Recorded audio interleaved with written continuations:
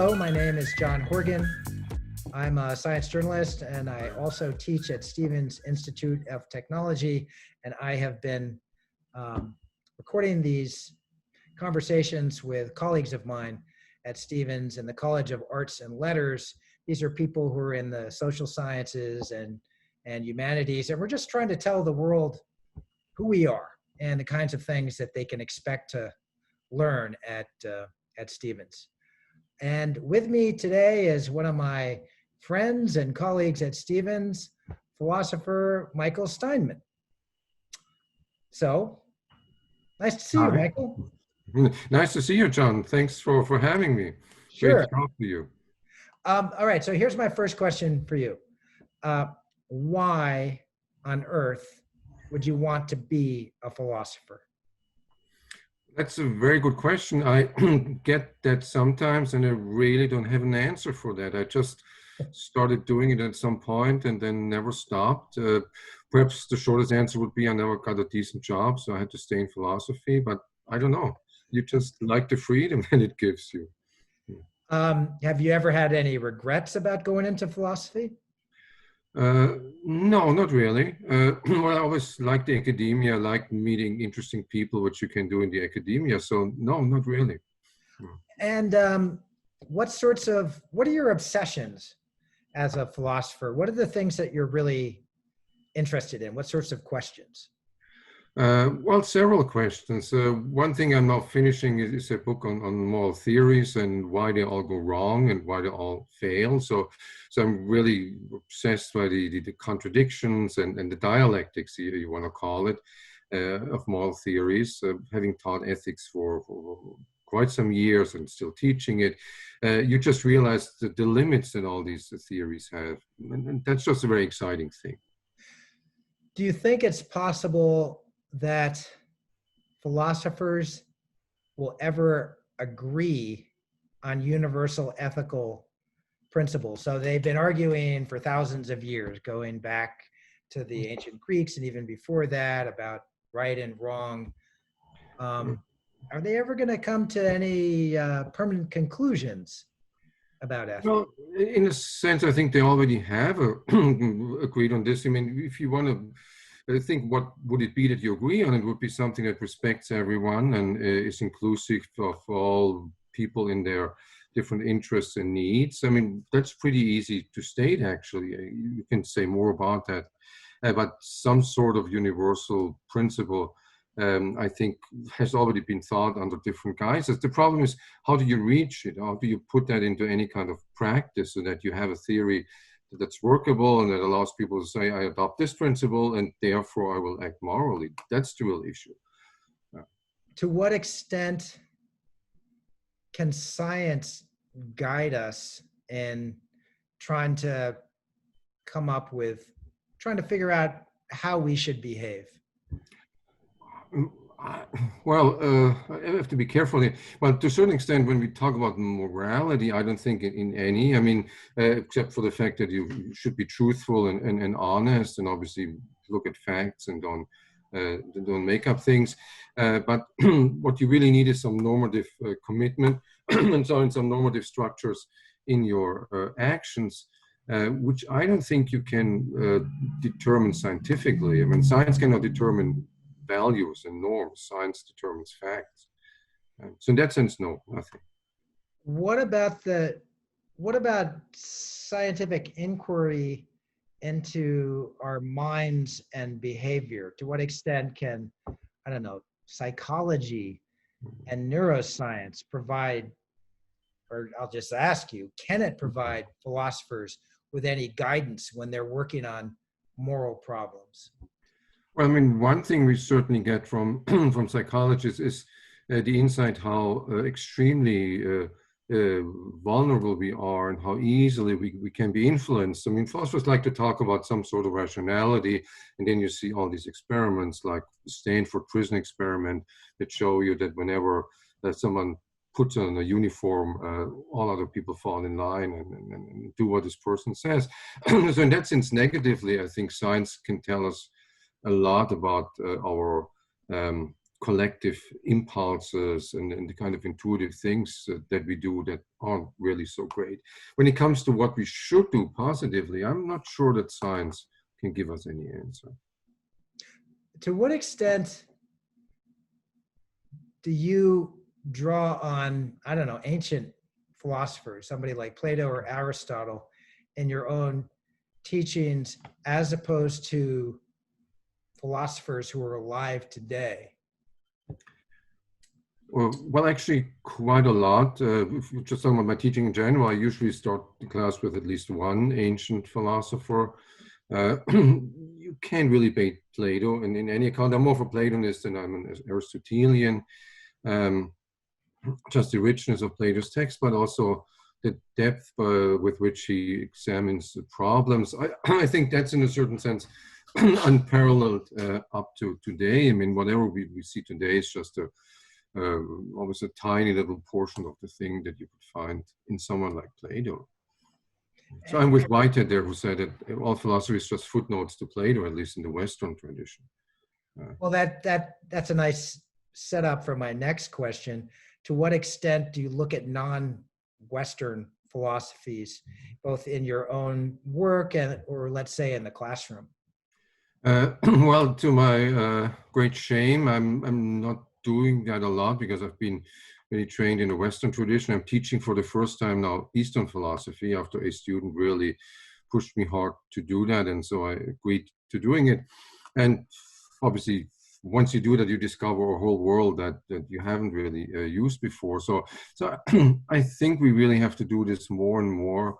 The more we get into the 21st century, the more this Western canon kind of fades out and becomes less attractive. I mean, there haven't been really great things in the last 50, 60 years, or things that were there were just not as interesting as before. So we really have to diversify, even just to make things interesting, let alone to be inclusive and respectful of these other traditions.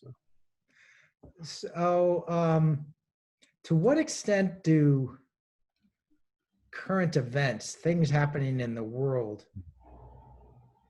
seep into your classes, or even, I don't know, into the kinds of things that you think about and do research? So, you know, we're talking in the fall of 2020. There's a lot going on in the world right now. Are you concerned with trying to connect your own teachings to some of the things that are happening in the world that students, of course, are aware of?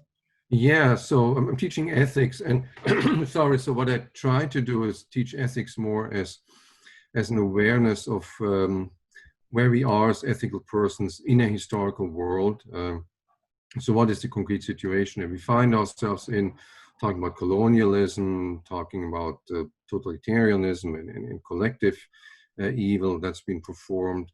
So yes, it does to a great extent. I mean, when you teach ethics, actually, you have to be aware that you keep some of the outside stuff out, because otherwise it would get too heated and too controversial. But of course, we try to think about it, at least indirectly. So we teach at a school, Stevens Institute of Technology, that is famous for its engineering, teaching engineering, computer science, the technical disciplines. To what extent is that a good thing or a challenge for you in teaching philosophy? Well, it has been a challenge because I come from a Western style, actually German tradition, which is very verbose, and we like to sit there and we text for hours and then throw words at each other. Engineering students usually are a little quicker and they want to solve problems. So I had to learn in my classes to do this very problem-oriented, to look at things that you can pin down to some issue that you might encounter in the outside world, and that's been quite inspiring. You actually realize there's a lot of value in looking at the world from, let's say, a more practical angle. And I'm going to give you a final question to really put you on the spot. Why does the world need philosophy right now? Uh, well, depends how you understand it. I mean, philosophy is a discipline in academic terms, but it's also just what you do whenever you sit down and reflect. I mean, you can obviously shut down all philosophy departments, but then people would just start philosophizing all over again. I mean, has to do with these other traditions. I mean, it's not just a little Western thing that started with the Greeks and then ended who knows where. It's all over. There's indigenous philosophies on all continents of all kinds, with varying degrees of scientific methods that are factored in. There's religion and philosophy has always been kind of the sister or the cousin, or we will call it, of religion. So as long as all that exists, I don't see how you could get rid of philosophy. You could get rid of academic philosophers. Okay, that's very brave of you to say, Michael. What other sorts of questions have you been obsessing over lately? Lately, I've got really interested in the idea of a universal basic income, which is the thing that people now increasingly talk about, and with the crisis and the financial impact they talk about. But it's actually a fascinating idea, just independent of it, because it means we think very differently about how we construe a society. I mean, do we all have to constantly work to make a living? In a sense, do we have to go on the job market and then get whatever salary is available there? Or should not everyone who participates in society and is a member of it also benefit from the overall wealth that we create?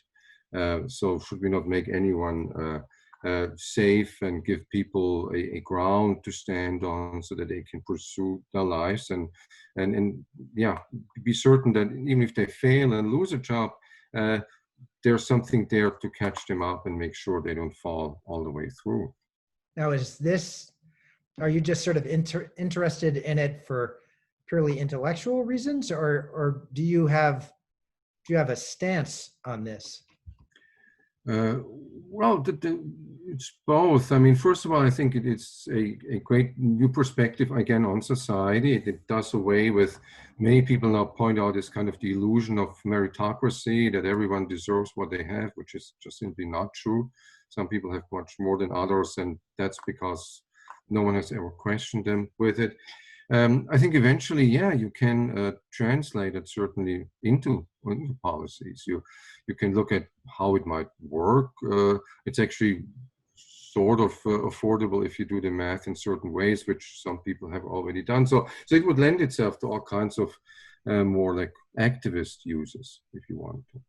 Yeah, that sounds like pretty nitty-gritty practical philosophy, actually. Yeah, it does, of course, yeah. And I think philosophers have for long just relied on the social contract as we know it from Locke and these kind of people, which usually just means it's for people who have an interest in preserving their property. But increasingly, we are in a society where people are living very precarious lives and need to be safe so that they can enjoy a certain standard of living going forward. Yeah, boy, that certainly is a topic relevant to our current era. Let me see. What can I ask as a final question? I know. Here's a big one. Can philosophers ever really settle any of the questions that they investigate once and for all? Or is philosophy more about the constant questioning and doubt and uncertainty? I was waiting for you to ask about progress. I mean, where has philosophy really made progress? I think it's usually in stripping away, and so it's the skeptical underpinning, the overcoming prejudices of false theories, false religion, pseudoscience. In a certain sense, where philosophy will always stay valuable is in that we always need to come back to the naked truth. And like when I look at your background, the miracle of existence. I mean, at some point you come back to what leaves you speechless. And I think that's the best we can really strive for.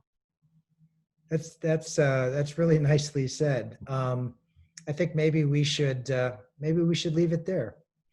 Then let's leave it at speechless things. Yeah. Yes. Thanks a lot, Michael. It's been a pleasure talking to you. It's my pleasure to you. Thanks very much, John, for doing this.